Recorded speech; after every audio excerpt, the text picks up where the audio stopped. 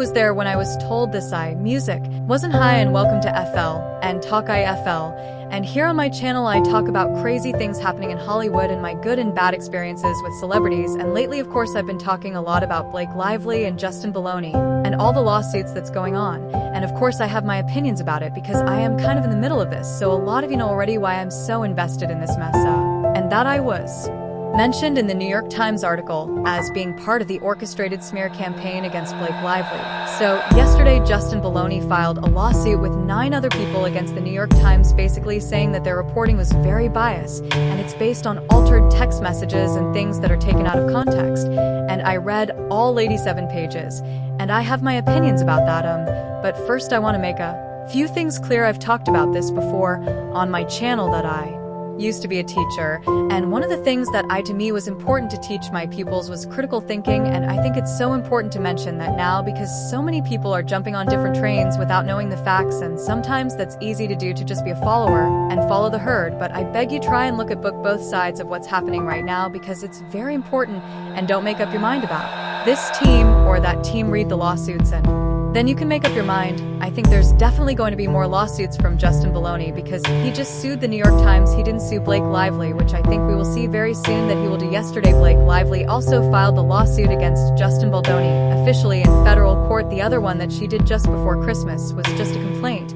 And now it is I think it's a little bigger than the one that we saw before the Christmas, but now it's an official lawsuit. Anyways, put that aside, I wanted to mention something because there's been a lot of talk about always supporting women and supporting women who come forward, which I'm all for, but I just wanted to throw some facts out there. So if you are blindly supporting some people, maybe you should think about it before you, for example, attack me as saying that I don't support women.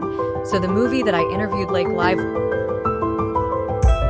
for was a Woody Allen movie, and as you know, he was accused of abusing his stepdaughter Dylan Farrow. It was very public. There was a documentary about it. Her brother Ronan Farrow, who also did a lot of the reporting on Harvey Weinstein, was supporting his sister W.Y. Allen, went on to marry his other stepdaughter. But my point here is everyone knew these accusations against W. Allen, and a lot of people took a step back and refused to work with him. Blake Lively did so to me that either proves that she didn't believe Dylan Farrow when she said she was abused by her father, or she did believe it but she didn't care, and she still wanted to work with Goody Allen. I just wanted to put that out there because I think it's important to not paint someone as a saint, and say that.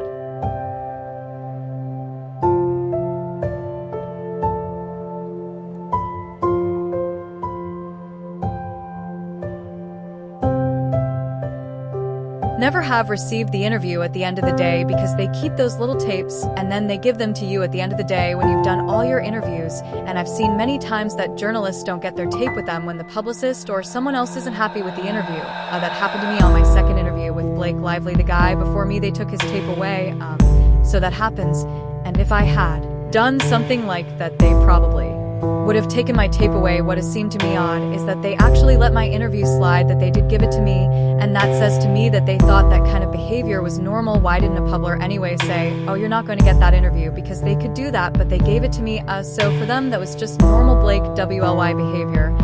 Anyways, I just had to make that point straight so you understand how ridiculous it is to make up this story. And also, if you think about it, where does this information come from 8 years ago? So this is the problem with social media. People just buy into all these lies because it fits their narrative now. They want Blake Lively to be the victim.